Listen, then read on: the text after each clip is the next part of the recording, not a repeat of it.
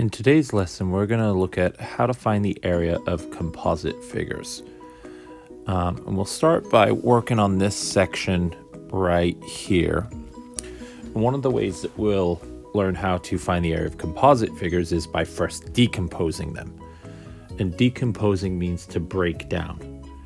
And in problems like the ones we're going to do today, when we're breaking something down, we're going to break a shape down into smaller shapes that we're already familiar with. So let's look at this first section. In an art class, Mrs. Price is discussing how figures can be decomposed into different shapes. She projects the images below on a screen. Discuss and label the different ways you can decompose these shapes into familiar shapes. So let's look at the first one here. All right, we have this U-shape figure.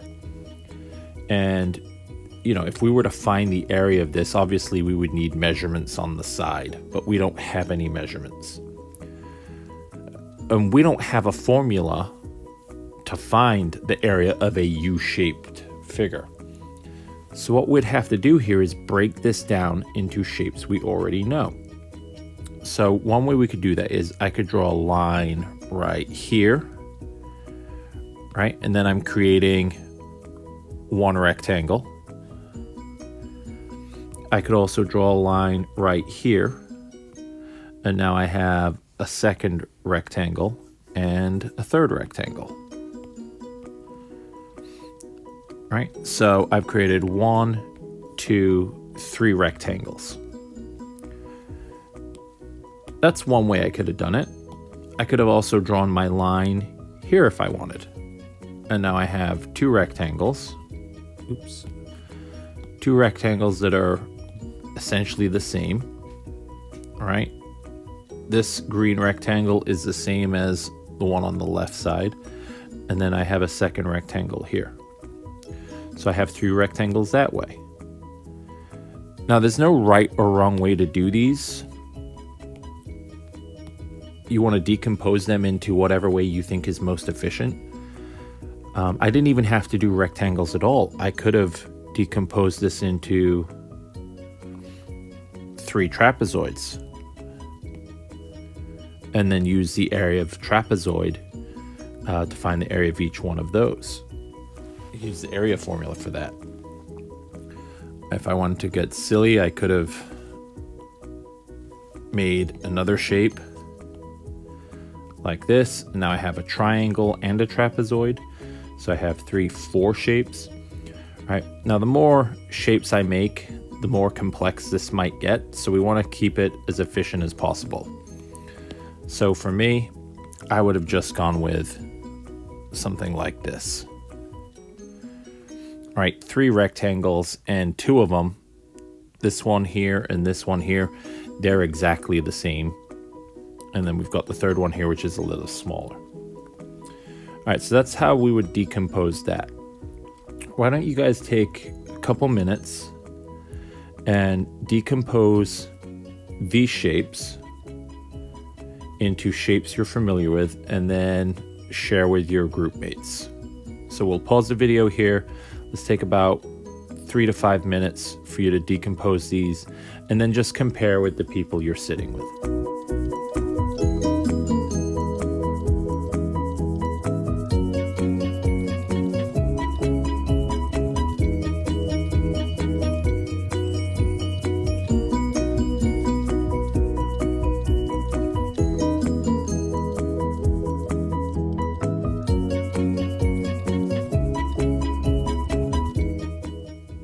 Okay, so let's see what you guys have.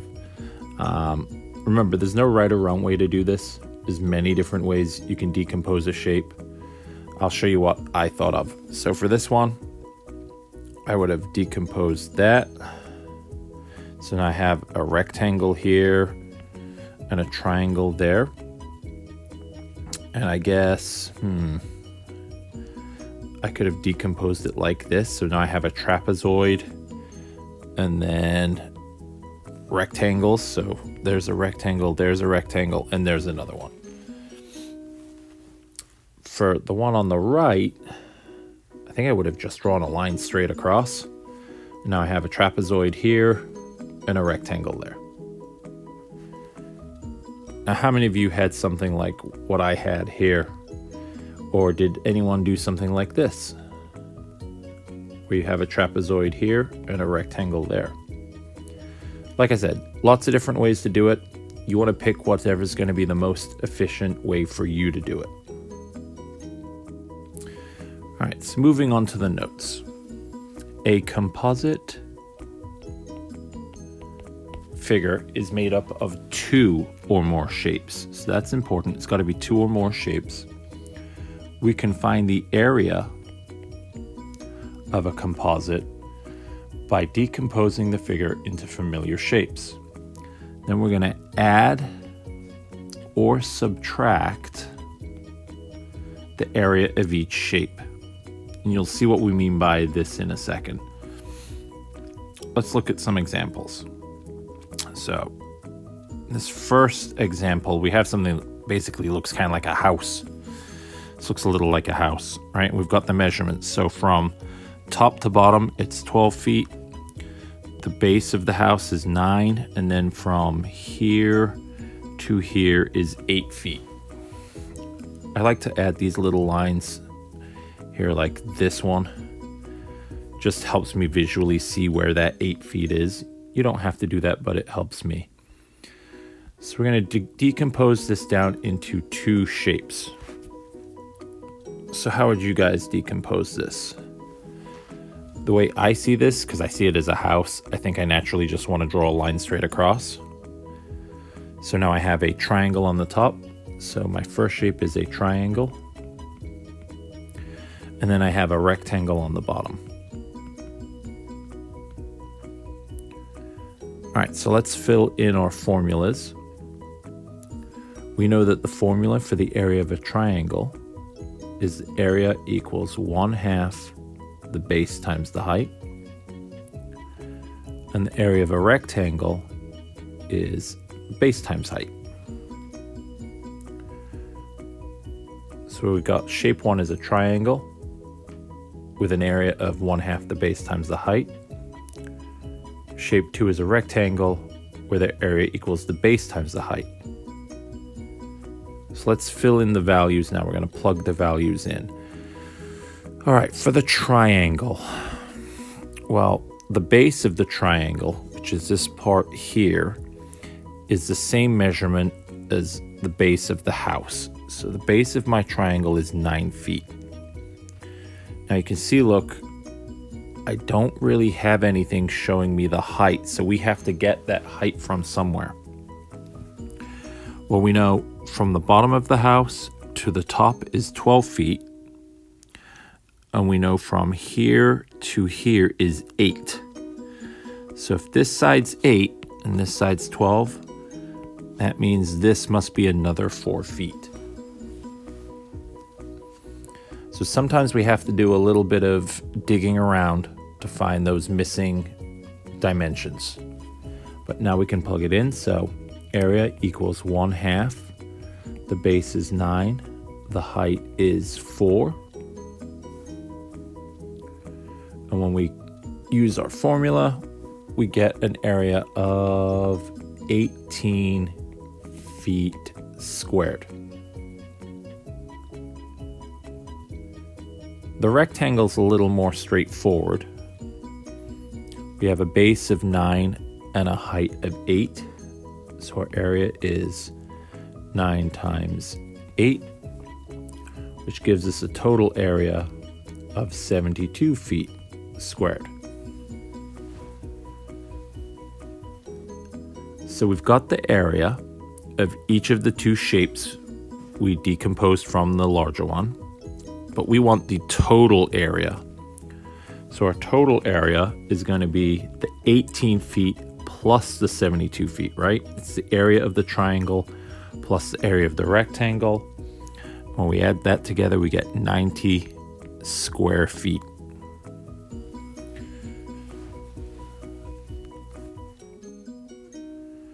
Okay, so moving on to the second example,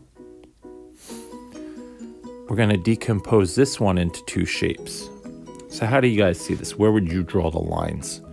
How would you make the shapes?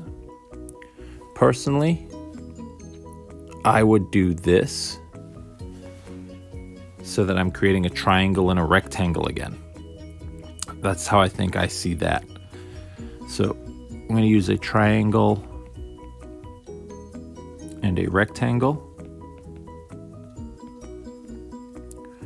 And then we can plug in our formulas. The area of a triangle is 1/2 the base times the height. And the area of a rectangle is base times height. Now we got to find the values for the base and the height of the triangle. Well, the base of my triangle is 4. And I know that's the base because this would be a right angle. So the base is 4. This is the side I need here. What's that length? Well, from here to here, from one end of the rectangle to the other is 15 meters. But from here to here is 5. So that means this part must be 10. So we've got an area of 1/2, a base of 4, and a height of 10. And when we calculate that all out, we have an area of 20 square meters. The rectangle's a little more straightforward.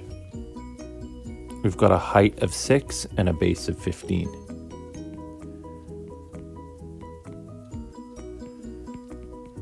And our area there is going to be 90 meters squared. So the total area is 110 square meters. Okay, so we've seen 2 examples here of where we decomposed composite shapes into 2 shapes we're familiar with. Then we found the area of each of those shapes, and then we had to add them together to get the total area. Let's now look at an example where maybe we would have to subtract areas. So let's look at number 1 on the next page. And it says a rectangle is inscribed in a trapezoid. Determine the area of the shaded region. So we want to know what is the area of this gray shaded region. You see we've got a trapezoid with a rectangle inside. And there are a bunch of measurements, right? So we've got a 5 inches here, so this is 5 inches. I'm just going to write it inside, make it a little more clear. And then the height of our of the trapezoid is 8 inches. The base of the trapezoid is 15, and the height is 10. So in this particular problem, we want to know what is the shaded area. Well, if I use the area formula for a trapezoid, I would be finding the area of everything inside. So it'd be everything, including the rectangle. But we don't want that. We want to erase or take out that white shaded area. So what we're going to have to do here is we're going to have to find the area of the trapezoid, and then we're going to subtract the area of the rectangle.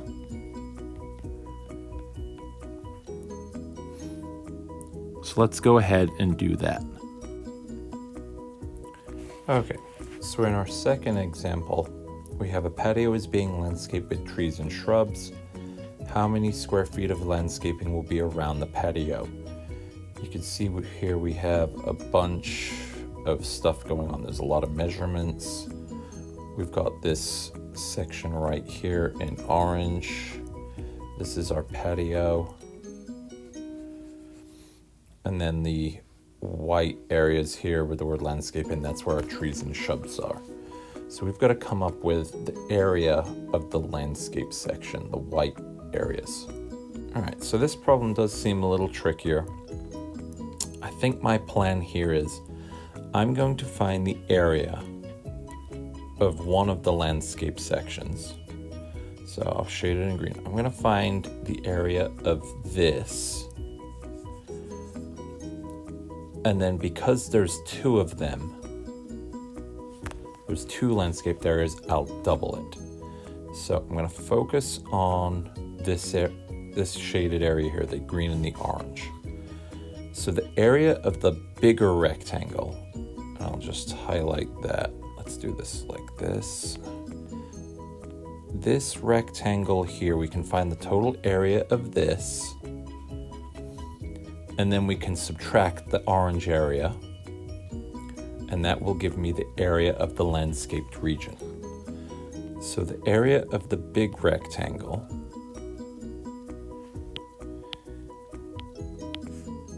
has a base of 14 and a height of 8. So the area of the big rectangle is 14 times 8, which is 112 square feet. Now we need to find the area of the orange section. Let's do some orange here. So we need the measurements for that. Let's see. So the area of this was the length of that is 8 feet. From here to here is 3, so that means this is 5. All right, this is 5 feet here.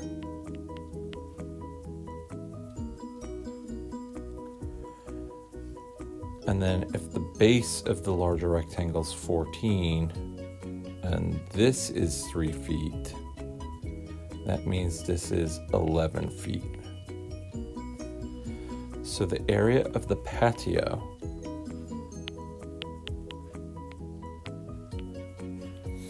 is 11 times 5, which is 55 square feet. Now if I subtract those,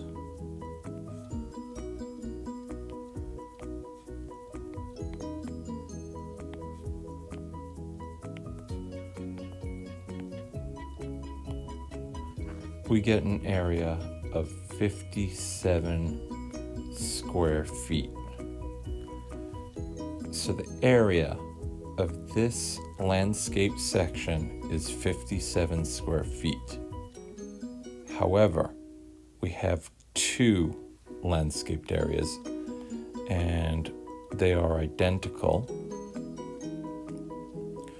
So we need to double that 57 square feet. So 57 times 2 is 114 square feet of landscaped area. So I like that problem. It's tricky. You have to think about it, but it presents a good challenge. And we came to the answer. Okay, so what I would like you guys to do today is problems 3, 4, and 5. And then check your answers when you're done or as you're doing this in class. And then we're going to skip down here to homework number 3. And we're going to try 1, 2, and 3. And then we're going to skip student handout 4.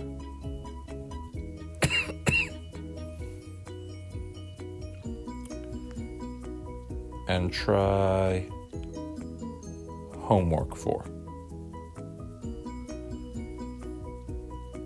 And this will be your classwork and homework tonight.